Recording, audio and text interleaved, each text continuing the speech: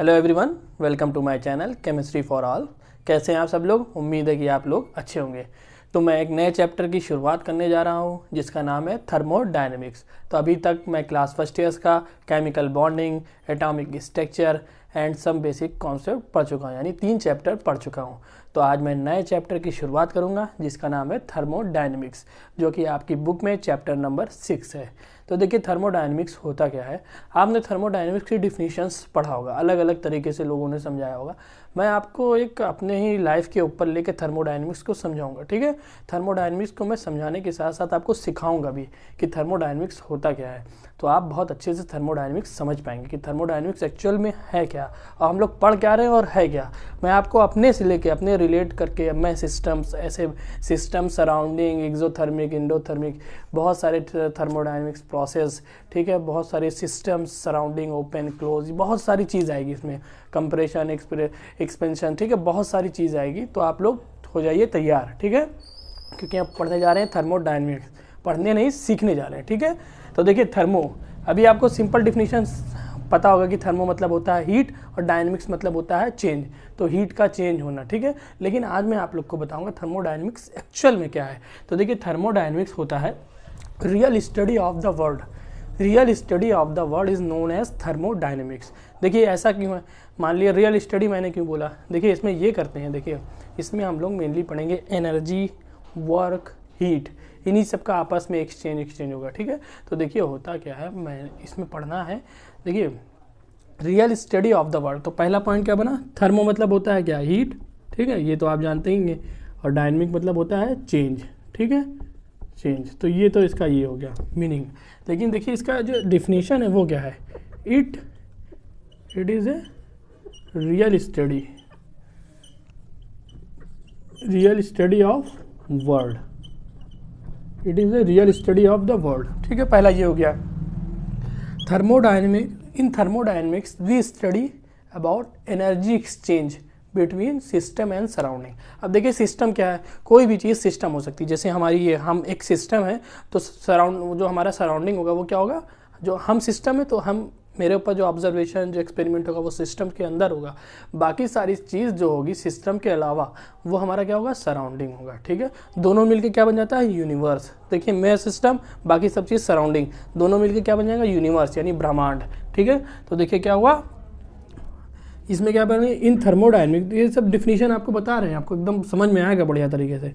In thermodynamics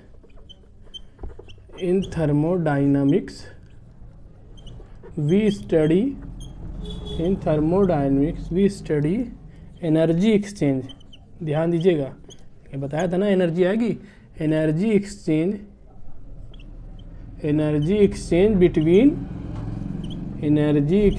between system and surrounding, between system and surrounding. तो देखिए ये एक हो गया, ये दो हो गया। अब हम तीसरी, ये क्या है, किस पे, इन थर्मोडायनेमिक्स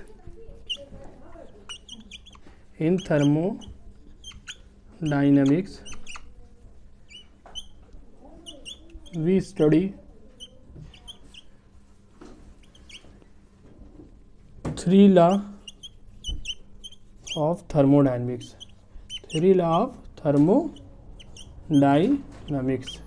तो देखिए क्या है, पहला क्या है, it is a real study of the world. इसमें हम लोग एक रियल स्टडी करते हैं। दूसरा क्या है, इसमें हम लोग एनर्जी एक्सचेंज करेंगे बिटवीन सिस्टम एंड सराउंडिंग। तो देखिए सिस्टम क्या होता है, सराउंडिंग क्या होता है, एनर्जी क्या होता है, वर्क क्या होता है, हीट क्या होता है, ये सारे कॉन्सेप्ट आपके होंगे आज एकदम क्लियर। तो अभी तक मेरे चैनल्स को सब्सक्राइब नहीं किया है तो सब्सक्राइब कर दीजिए, ठीक है। और देखिए तो मैंने क्या बताया, एनर्जी एक्सचेंज करती है। तो अभी तक नाम क्या आ रहा है इसमें, एनर्जी एक आया है, सिस्टम आया। तो आप लोग को सिस्टम, सराउंडिंग, एनर्जी, वर्क, ये सब जानना बहुत ज़रूरी है। तो डिफिनीशन जान के आप लोग इसको स्क्रीनशॉट लेना हो तो ले लीजिए, ठीक है।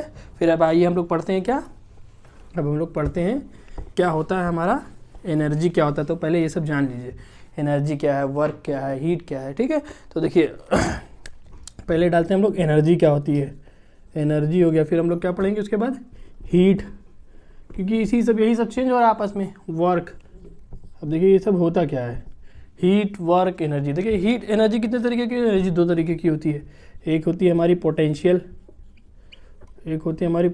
एनर्जी, एक होती है हमारी काइनेटिक एनर्जी, एक होती है हमारी काइनेटिक एनर्जी, एक होती है हमारी पोटेंशियल एनर्जी।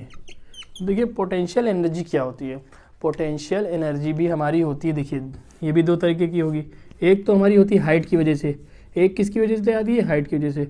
दूसरी किसकी वजह से आती है, दूसरी हमारी आती है जो हमारी स्ट्रक्चर की वजह से, स्ट्रक्चर की वजह से। स्ट्रक्चर यानी जो हमारी स्टोर्ड एनर्जी होती है, स्टोर,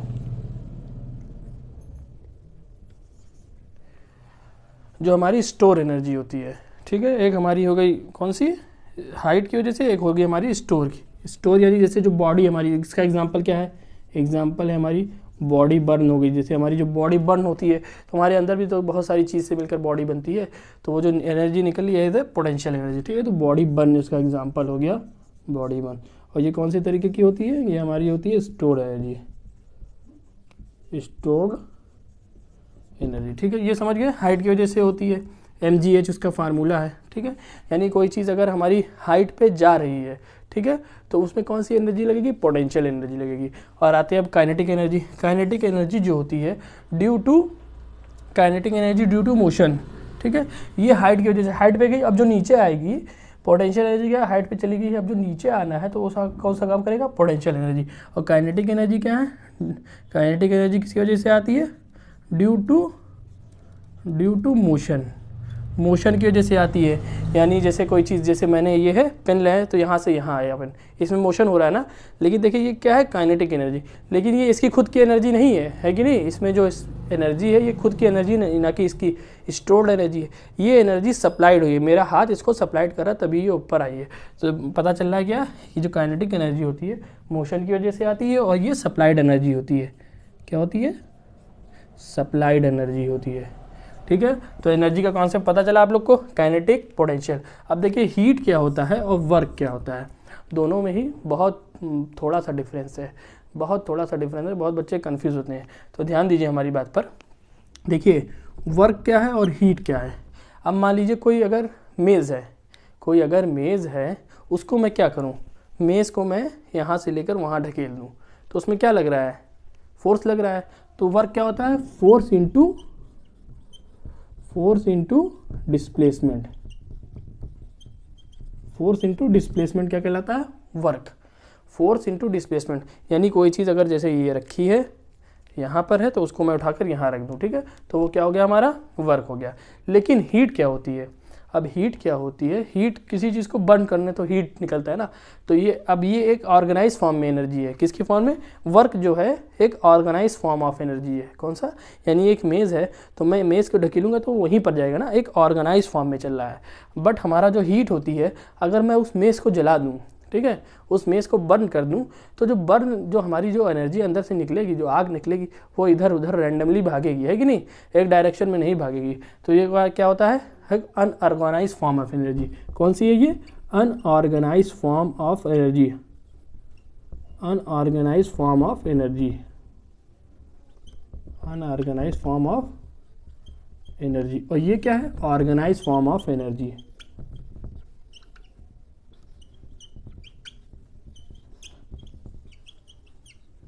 तो समझ गए, ये ऑर्गेनाइज फॉर्म ऑफ एनर्जी है, ये अनऑर्गेनाइज फॉर्म ऑफ एनर्जी है।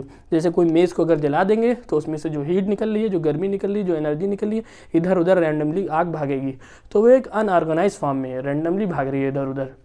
बट जैसे हमने मेज़ को, वही मेज़ को अगर मैं खिसका दूँ तो उसमें क्या लग रहा है, डिस्प्लेसमेंट, फोर्स लग रहा है, ठीक है। तो एक ऑर्गेनाइज फॉर्म में चल रहा है। तो वर्क क्या है, एक ऑर्गेनाइज फॉर्म ऑफ एनर्जी। समझ गए, एनर्जी, हीट, वर्क क्या क्या है। आई होप कि आप लोग को समझ में आया होगा। अब हम नेक्स्ट पढ़ते हैं, व्हाट इज़ द सिस्टम, ठीक है। ये सब इंट्रोडक्शन है हमारा, थर्मोडायनेमिक्स का ये सब इंट्रोडक्शन है, ठीक है। एनर्जी, हीट, वर्क समझ में आया आप लोग को। अब चलिए पढ़ते हैं सिस्टम क्या होता है। धीरे धीरे हम करके आप लोग को थर्मोडायनेमिक्स पूरा सिखा देंगे। तो हमारे चैनल्स पे बने रहिए। आज के लेक्चर में जितना हो पाएगा मैं बताऊंगा आप लोग को, ठीक है। फिर उसके बाद नेक्स्ट लेक्चर में आता रहेगा धीरे धीरे सारे लेक्चर्स, तो आप लोग हमारे चैनल्स पर ऐड रहिए, तो हमारी वीडियो सारी देखिए। तो देखिए आप क्या है, अगला क्या है हमारा, सिस्टम। सिस्टम क्या होता है, अगला क्या है हमारा, सिस्टम। थर्मोडायनेमिक्स का नेक्स्ट जो हमारा इंट्रोडक्शन वाला टॉपिक है वो हमारा सिस्टम है, ठीक है। देखिए सिस्टम क्या होता है। अब बताइए सिस्टम जो है, देखिए सिस्टम क्या है, सिस्टम वो पार्ट है यूनिवर्स का जिस पर हम ऑब्जर्वेशन या जिस पर हम एक्सपेरिमेंट कर रहे हैं, ठीक है, यानी the part of universe under experiment, ठीक है। जैसे मेरे पर कोई एक्सपेरिमेंट हो तो मैं सिस्टम कहलाऊंगा, बाकी सारी चीज़ क्या कहलाएगी, सराउंडिंग कहलाएगी। तो यहाँ पर लिख देते हैं सिस्टम क्या होगा, एक सिस्टम होता है, देखिए आगे लिखेंगे the part of universe, the part of universe, the part of universe under observation, under observation और एक्सपेरिमेंट, और एक्सपेरिमेंट, ठीक है, इज कॉल्ड सिस्टम, ठीक है, इज कॉल्ड सिस्टम। अब देखिए सिस्टम हो गया, अब सराउंडिंग क्या होता है ना, सराउंडिंग की डिफिनीशन लिख देते हैं। सराउंडिंग क्या होता है, देखिए सराउंडिंग वो होता है द पार्ट ऑफ यूनिवर्स, लिखिए लिखते भी रहिए साथ साथ में, आपको नोट्स एकदम बढ़िया तरीके से तैयार होगी। The part of universe, the part of universe, the part of universe except system, ठीक है, other than system, the part of universe other than system, ठीक है। यहाँ लिख ले द पार्ट ऑफ यूनिवर्स, कौन सा पार्ट, जो सिस्टम के अलावा है वो सारा पार्ट क्या है हमारा, सराउंडिंग है। सिस्टम्स के अलावा जितने भी पार्ट हैं वो क्या है हमारा, सराउंडिंग है। The part of universe other than system is called surrounding, is called surrounding, ठीक है। समझ में आया आप लोग को, आई होप समझ में आया। अब सिस्टम और सराउंडिंग को जो चीज़ सेपरेट करेगी उसको हम लोग बोलते हैं बाउंड्री, ठीक है। सिस्टम और सराउंडिंग को जो चीज़ सेपरेट करेगी उसको हम लोग बोलते हैं बाउंड्री, ठीक है। जैसे यहाँ पर है, ये कोई हमारा फ्लास्क है, अब इस पर हम लोग क्या कर रहे हैं, एक्सपेरिमेंट कर रहे हैं, ठीक है। तो ये चीज़ हमारा क्या कहलाएगा, ये हमारा कहलाएगा सिस्टम, ये हमारा क्या कहलाएगा सिस्टम, और जो बाहर की चीज़ है ये क्या कहलाएगी सराउंडिंग, और जो ये है ये चीज़ क्या कहलाएगी बाउंड्री, ये क्या कहलाएगी बाउंड्री। तो समझ गए, सिस्टम सराउंडिंग बाउंड्री। अब देखिए क्या होता है, ये जो हमारा सिस्टम प्लस सराउंडिंग जो होता है मिलकर क्या होता है universe. System plus surrounding, system plus surrounding, system plus surrounding मिलकर क्या बनता है, ये मिलकर बनता है यूनिवर्स, ठीक है, ब्रह्मांड, यूनिवर्स, ठीक है। System plus surrounding is universe, ठीक है। तो समझ गए सिस्टम क्या होता है, सराउंडिंग क्या होता है। अब देखिए सिस्टम कितने तरीके के होते हैं, तो आइए बताते हैं आपको सिस्टम कितने तरीके के होते हैं। अगर आप लोगों ने डिफिनीशन नहीं लिखा है तो लिख लीजिए, स्क्रीनशॉट लेना तो ले लीजिए, ठीक है। देखिए अब सिस्टम कितने तरीके के होते हैं ये देख लीजिए, समझ में आ रहा है, मज़ा आ रहा है। थर्मोडायनेमिक्स पढ़िए तो बहुत मज़ा आता है। थर्मोडायनेमिक्स बहुत ही इंटरेस्टिंग और बहुत ही बढ़िया टॉपिक है, अगर आप लोग दिल लगाकर पढ़ेंगे तो बहुत मज़ा आएगा थर्मोडायनेमिक्स पढ़ने में। अब देखिए सिस्टम होते हैं तीन तरीके के, एक होता है हमारा ओपन सिस्टम, क्या होता है, एक होता है हमारा ओपन सिस्टम, एक होता है हमारा क्लोज सिस्टम, ठीक है, एक होता है हमारा isolated system, isolated close open system, ठीक है, क्लोज सिस्टम। अब देखिए ये होता क्या है, ओपन सिस्टम वो होता है, देखिए ओपन सिस्टम, आपने कभी चाय बनते हुए देखा है, किचन में गए होंगे चाय बन रही होगी, तो जब चाय बनती है तो पतीली पे बनती है, ऊपर खुला रहता है ना, ऊपर उसके खोल के चीनी वीनी डाला करते हैं, चाय पत्ती डाला करते हैं, ठीक है। तो वहाँ क्या होता है, मास का भी यानी मास का भी एक्सचेंज हो रहा है, प्लस उस पर से जो एनर्जी निकल रही है in the form of heat, तो वो जो एनर्जी निकल रही है वो भी सराउंडिंग में जा रही है सिस्टम से, है कि नहीं। वो पतीली क्या है आपकी जहाँ चाय बन रही है जिसमें, वो आपका सिस्टम है, बाकी सारी चीज़ क्या ऊपर ऊपर हर तरफ सराउंडिंग। तो वहाँ से हमारी in the form of heat energy भी निकल रही है, और हम उसमें कुछ डाल भी सकते हैं कुछ निकाल भी सकते हैं, क्योंकि वो ओपन है, ठीक है। तो वो क्या हो गया हमारा एक ओपन सिस्टम, जहाँ पर हमारा मास और एनर्जी दोनों एक्सचेंज हो सकता है। बट हमारा क्लोज सिस्टम क्या होगा, क्लोज सिस्टम वो होगा, यानी जैसे अभी आप किचन ही का एग्जाम्पल लीजिए, आप किचन में गए, आपके किचन में क्या बन रहा है, पुलाव बन रहा है, क्या बन रहा है, पुलाव, किस में बन रहा है, कुकर में, ठीक है, कुकर में पुलाव बन रहा है। तो अब वो कुकर बंद है, उसके अंदर से खाली जो मास है वो नहीं चेंज हो सकता, खाली उसके अंदर जो सीटी निकलेगी, तो यानी एनर्जी निकल सकती है, ठीक है, in the form of heat. तो समझे क्लोज सिस्टम क्या होता है, जहाँ पर मास का एक्सचेंज नहीं होगा। पुलाव है कुकर में बन रहा है तो वो बाहर नहीं निकाल सकते ना, कुकर बंद है। आइसोलेटेड सिस्टम क्या होता है? आइसोलेटेड सिस्टम एक ऐसा सिस्टम होता है जहाँ ना एनर्जी निकल सकती है ना हमारा मास एक्सचेंज हो सकता है, ठीक है। सिस्टम और सराउंडिंग के बीच में ना एनर्जी ना मास एक्सचेंज हो सकता है, ठीक है। तो इसमें देखिए क्या होता है, वही वाला इसमें चाय वाला एग्जाम्पल लीजिएगा, इसमें हमारा पुलाव वाला एग्जाम्पल लीजिएगा। इसमें एक बोतल जो आती है, इसमें जो बोतल आती है, बोतल कौन सी है? ये बोतल लाओ, ये बोतल उठाओ ज़रा। देखो ये बोतल जो है हमारी, ये बोतल देखिए, ये देखिए, ये जो बोतल है ये होती है हमारी आइसोलेटेड सिस्टम, ठीक है। इसमें पानी हम डाल देंगे तो पानी हमारा गर्म रहता है बहुत देर तक के। अब ऐसा भी नहीं 3-4 दिन गर्म रहेगा गर्म, ठीक है। तो इसमें से हमारा मास भी नहीं एक्सचेंज होगा ना हमारी एनर्जी एक्सचेंज होगी, ठीक है। तो ये हमारा हो गया आइसोलेटेड सिस्टम। तो देखिए अब क्या होगा, इसमें ऐसे बना लीजिए, इसको लिख लीजिए, एक तौर तरीके से बनाइए और लिखिए तो मज़ा भी आता है पढ़ने में। यहाँ लिखिएगा मास और यहाँ लिखिएगा एनर्जी, ठीक है। यहाँ मास है, ये क्या है हमारा? एनर्जी है।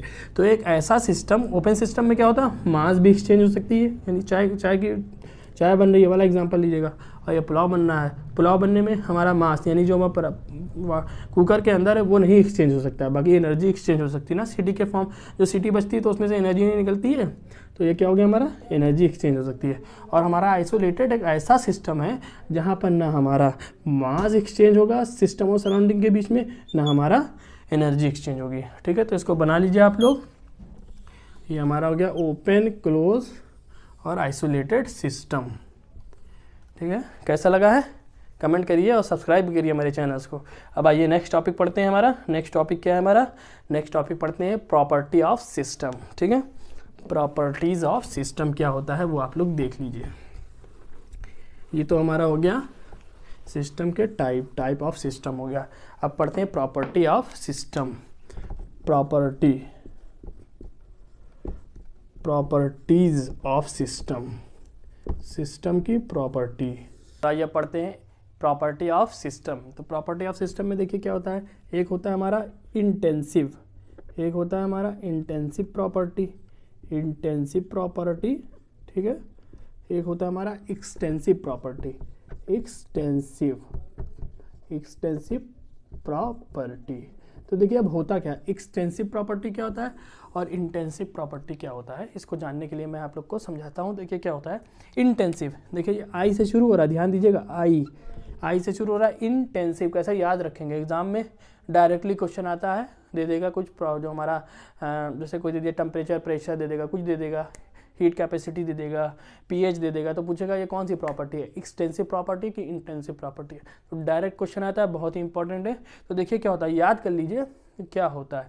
आई से इंटेंसिव, आई से इंडिपेंडेंट, यही भूल जाते हैं लड़के, इंडिपेंडेंट प्रॉपर्टी कौन सी है, इंडिपेंडेंट प्रॉपर्टी है ये, इंडिपेंडेंट प्रॉपर्टी, ठीक है। इंडिपेंडेंट किस पे इंडिपेंडेंट है, ऑन मास एंड एनर्जी। ऐसी प्रॉपर्टी जो कि मास पर और एनर्जी पर डिपेंड नहीं होती है, independent on mass and energy, उस प्रॉपर्टी को क्या बोलते हैं, इंटेंसिव प्रॉपर्टी। कभी कभी डिफिनीशन भी पूछ लेता है, एग्जामिनर भी पूछ लेगा इंटेंसिव प्रॉपर्टी क्या होती है, एक्सटेंसिव प्रॉपर्टी क्या होती है। तो इस आई से इंटेंसिव, आई से independent on mass and energy. और ये क्या होगा, ये क्या होगा, डिपेंडेंट। एक इंडिपेंडेंट है तो दूसरी क्या होगी, डिपेंडेंट, ठीक है, डिपेंडेंट होगा, ठीक है। एक इंडिपेंडेंट है यानी ये डिपेंडेंट है, तो यानी डिपेंडेंट प्रॉपर्टी है, ठीक है। ये डिपेंडेंट है प्रॉपर्टी, किस पे डिपेंडेंट है, dependent on mass and energy, mass and energy पे ये डिपेंड है। तो दोनों पे हाईलाइट कर लीजिएगा किस पे डिपेंड है, कौन सी डिपेंड है, कौन सी इंडिपेंडेंट है। तो समझ में आया आप लोग को। अब देखिए क्या होता है, देखिए जैसे कि ये किस पे डिपेंड है, मास और एनर्जी पे ये डिपेंड है। अब देखिए जैसे ये हमारा क्या है, एक रूम है, ये हमारा एक कमरा है। अब ये इस कमरे को हम लोग क्या कर देंगे, 20 से अगर डिवाइड कर देंगे, 20 से अगर हम डिवाइड कर देंगे तो इसकी वॉल्यूम यानी वॉल्यूम को हमने कम कर दिया है। तो वॉल्यूम क्या है, एक डिपेंडेंट प्रॉपर्टी है। क्या है, वॉल्यूम क्या है, एक डिपेंडेंट प्रॉपर्टी है कि नहीं। एक लंबाई है इतनी, इसको मैंने 20 से काट दिया तो इसका वॉल्यूम कम हो गया, ठीक है। तो क्या हुआ, वॉल्यूम किस पे डिपेंड है, मास पे डिपेंड है कि नहीं, कम होगा। अब देखिए उसका मास वास कम हो जाएगा, यानी आधे कमरे का कुछ और होगा, उसके कमरे का आधे कमरे का कुछ और होगा। तो यानी कमरे को मैंने 20 से डिवाइड कर दिया, ठीक है। तो हमारा पहला क्या मिला हमको, वॉल्यूम। वॉल्यूम क्या है हमारा, देखिए सबका हम सिंबल लिखते चलेंगे क्योंकि बहुत सारी प्रॉपर्टी है। V फॉर वॉल्यूम, ठीक है। वॉल्यूम क्या है, इंटेंसिव प्रॉपर्टी। अब एग्जाम में दे देगा वॉल्यूम एक्सटेंसिव है कि इंटेंसिव है, तो देखिएगा पहले डिपेंड नहीं होता ना। वॉल्यूम क्या है, जो हमारा डिपेंड नहीं होता वो इंटेंसिव प्रॉपर्टी होता है, और जो डिपेंड होता है वो एक्सटेंसिव प्रॉपर्टी है। अब वॉल्यूम क्या है, डिपेंड होता है मास पे, ठीक है। अब देखिए जो मैंने कमरे को 20 से काट दिया, तो कमरे को काटने पर जो कि हमारा उस 1/2 का जो टेम्परेचर होगा वही हमारा दूसरे हाफ का टेम्परेचर होगा। तो क्या टेम्परेचर डिपेंडेंट है, टेम्परेचर डिपेंडेंट नहीं है। जो कि हमारा आधे कमरे का होगा वही हमारा दूसरे कमरे का होगा, ठीक है। 20 से काट दिया तो हमारा वॉल्यूम कम हो गया। तो वॉल्यूम तो डिपेंडेंट है, वॉल्यूम डिपेंडेंट है प्रॉपर्टी, एक डिपेंडेंट प्रॉपर्टी क्या है, जो वॉल्यूम है। बट हमारा जो इस कमरे का टेम्परेचर है वो हमारा हाफ में भी वही कमरे का टेम्परेचर होगा। तो टेम्परेचर क्या है, इंडिपेंडेंट प्रॉपर्टी। तो इसका क्या एग्जांपल निकला हमारा, टेम्परेचर, T फॉर टेम्परेचर। अब देखिए टेम्परेचर हो गया, प्रेशर भी ना इस कमरे का जितना होगा उतना होगा, डेंसिटी भी हो गई, प्रेशर, डेंसिटी, ठीक है। ये सब क्या है हमारा इंटेंसिव प्रॉपर्टी। यहाँ क्या होगा, वॉल्यूम हो गया, लेंथ हो गया, लेंथ भी ना कम हो जाएगी ना कमरे की, अगर मैं काट दूंगा एरिया भी कम हो जाएगा, ठीक है। लेंथ हो गया, एरिया हो गया, वॉल्यूम हो गया, ठीक है, मास हो गया, मास भी कम हो जाएगा। तो ये सब क्या है हमारी एक्सटेंसिव प्रॉपर्टी है, और ये हमारी क्या है, इंटेंसिव प्रॉपर्टी है। तो एक लिस्ट में बनवा देता हूँ आपका, कौन कौन सी एक्सटेंसिव प्रॉपर्टी है, कौन कौन सी इंटेंसिव प्रॉपर्टी है। चलिए मैं आप लोग को लिस्ट बताता हूँ एक। तो देखिए ये लिस्ट है, इंटेंसिव प्रॉपर्टी और एक्सटेंसिव प्रॉपर्टी क्या होती है उसकी ये लिस्ट है। तो देखिए मैंने ये बताया है कि इंटेंसिव जो प्रॉपर्टी होती है वो इंडिपेंडेंट होती है मास और एनर्जी पर, और जो एक्सटेंसिव प्रॉपर्टी होती है वो डिपेंडेंट होती है मास और एनर्जी पर। ये इंडिपेंडेंट, ये डिपेंडेंट। अब देखिए इसमें क्या क्या होता है, टेम्परेचर, प्रेशर, डेंसिटी तो मैंने बताया ही है। देखिए और स्पेसिफिक हीट कैपेसिटी भी होती है, मोल फ्रैक्शन भी होता है, पीएच होता है, रिफ्लेक्टिव इंडेक्स होता है, ठीक है, डाई इलेक्ट्रिक कांस्टेंट होता है, फ्रीजिंग पॉइंट होता है, बॉइलिंग पॉइंट होता है, मेल्टिंग पॉइंट होता है, वेपर प्रेशर होता है, ईएमएफ होता है, सरफेस टेंशन होता है। तो ये सब सारी प्रॉपर्टीज़ क्या है, इंटेंसिव प्रॉपर्टी है। अब इसमें कोई एक चीज़ दे देगा, पूछेगा डाई इलेक्ट्रिक कांस्टेंट हमारा इंटेंसिव प्रॉपर्टी है कि एक्सटेंसिव प्रॉपर्टी है, तो आप लोग बताएंगे इंटेंसिव प्रॉपर्टी है। इसमें दे देगा फ्रीजिंग पॉइंट क्या होता है, इंटेंसिव की एक्सटेंसिव। तो इसमें डायरेक्टली क्वेश्चन एक आता ज़रूर है, ठीक है। तो इसको याद कर लीजिए, आपका मैंने इसमें सब कुछ लिखा दिया है, आप इसकी स्क्रीनशॉट ले लिए। और देखिए मैं एक्सटेंसिव प्रॉपर्टी आपको याद करा देता हूँ कैसे होती है। ये मैंने बता ही दिया, वॉल्यूम होता है, मास होता है, एरिया होता है, लेंथ होता है, जो कि हमारी मास और एनर्जी पर डिपेंडेंट होता है, ठीक है। वो होती है हमारी एक्सटेंसिव प्रॉपर्टी। अब देखिए इसको कैसे याद रखेंगे, इसको याद रखने के लिए ये चीज़ याद रखिए, क्या ये चीज़, सुहाग, सुहाग याद रखिए। क्या याद रखना है, सुहाग, ठीक है। सुहाग, एस से इंट्रॉपी, एस से हम क्या डिनोट करते हैं, इंट्रॉपी। अभी आगे आएगा सब कुछ, इंट्रॉपी क्या होता है, इंथैल्पी क्या होता है, इंटरनल एनर्जी क्या होता है, गिब्स फ्री एनर्जी क्या होता है, ये सब आगे आ गया है, आगे आएगा। तो देखिए उसमें इसको कैसे डिनोट करते हैं, एस फॉर इंट्रॉपी होता है, यू फॉर इंटरनल एनर्जी होता है, ठीक है, एच फॉर क्या होता है, इंथैल्पी होता है, ठीक है, ए फॉर क्या होता है, वर्क फंक्शन होता है, जी फॉर क्या होता है, गिव्स फ्री एनर्जी। तो इसको कैसे याद रखना, सुहाग, सुहाग याद रखेंगे तो ये ऑटोमेटिक याद हो जाएगा। S for entropy, U for internal energy, H for enthalpy, A for work function, G for free energy, ठीक है। तो देखिए कैसे कितने आसान तरीके से आपको मैंने एक्सटेंसिव और इंटेंसिव प्रॉपर्टी याद करा दिया। स्क्रीनशॉट लेना हो तो ले लीजिए स्क्रीनशॉट, ठीक है। तो कैसा लगा है कमेंट सेक्शन में ज़रूर बताइए। अभी मैं आगे पढ़ूंगा, अब आगे मैं इसको पढ़ना है कि थर्मोडायनेमिक्स जो प्रोसेस होता है वो कितने तरीके के होते हैं, और जो हमारा स्टेट फंक्शन होता है, एक पाथ फंक्शन होता है, फिर थर्मोडायनेमिक्स लॉ पढ़ेंगे। तो बहुत चीज़ें पढ़ना है, इंथैल्पी, इंट्रॉपी, ये सब क्या होता है, ये सब आप लोग को एकदम प्रैक्टिकली मैं बताऊंगा, आप लोग को समझाऊंगा, अपने ऊपर एग्जाम्पल लेकर मैं समझाऊंगा, ठीक है। तो आज हम लोग ने थर्मोडायनेमिक्स के बारे में बहुत सारी चीज़ पढ़ा। थर्मोडायनेमिक्स होता क्या है, थर्मोडायनेमिक्स के अंदर हम लोग क्या क्या पढ़ते हैं, सिस्टम क्या होता है, सराउंडिंग क्या होता है, हीट क्या होता है, एनर्जी क्या होता है, वर्क क्या होता है, सिस्टम और सराउंडिंग की डिफिनीशंस क्या होती है, यूनिवर्स, और जो हमारा फिर उसके बाद सिस्टम कितने तरीके के होते हैं, सिस्टम्स की प्रॉपर्टी क्या होती है। तो यहाँ तक के आज हम लोग ने सीखा है, ठीक है। तो कमेंट सेक्शन में ज़रूर बताइए कैसा लगा, वीडियो को शेयर भी करिए, और चैनल को सब्सक्राइब नहीं किया है तो अभी तक सब्सक्राइब कर लीजिए, ठीक है। अगर सब्सक्राइब नहीं किया, दोस्तों तक शेयर नहीं करा तो शेयर भी ज़रूर करिए, और कैसा लगा है कमेंट में ज़रूर बताइए। थर्मोडायनेमिक्स तो इसके बाद अब हम जो हमारा नेक्स्ट लेक्चर आएगा उसमें हम आगे पढ़ेंगे थर्मोडायनेमिक्स प्रोसेस जो होता है हमारा, कितने तरीके के होते हैं, और भी बहुत सारी चीज़ पढ़ेंगे। थर्मोडायनेमिक्स लॉस क्या होते हैं, इंथैल्पी, एंट्रोपी, इंटरनल एनर्जी, ये सब चीज़ मैं आप लोग को सिखा के जाऊँगा, ठीक है। क्या होता है गिब्स फ्री एनर्जी, अभी तक आप लोग सिर्फ पढ़ ही रहे होंगे, अब मैं आपको एकदम सिखा कर जाऊंगा कि ये सब क्या होता है, इसको कैसे हम अप्लाई करेंगे, कैसे सीखेंगे, कैसे हम किसी चीज़ को इंटरनल एनर्जी देखेंगे, इंटरनल एनर्जी को हम क्या जानते हैं, गिब्स फ्री एनर्जी क्या होती है, इंथैल्पी क्या होती है, एंट्रोपी क्या होता है, everything I will teach you, ठीक है। तो अभी तक सब्सक्राइब नहीं किया है तो सब्सक्राइब कर लीजिए। मिलते हैं फिर नेक्स्ट वीडियो के साथ, तब तक के अलविदा, शुक्रिया।